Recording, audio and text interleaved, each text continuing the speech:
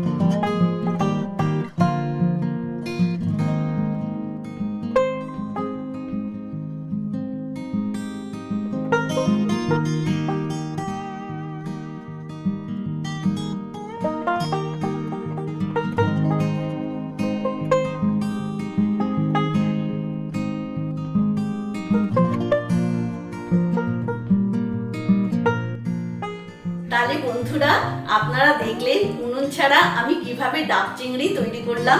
আপনারাও এটা বাড়িতে ট্রাই করুন। এটা কিন্তু খেতে খুব সুস্বাদু। আর কেমন লাগলো অতি অবশ্যই আমাকে জানাবেন, লাইক এবং শেয়ার করবেন। আর প্লিজ আমার চ্যানেলটাকে সাবস্ক্রাইব করবেন, বেল আইকনটা ক্লিক করে দেবেন। আজ তবে আসি, আপনারা সবাই ভালো থাকুন, সুস্থ থাকুন এই কামনা করি।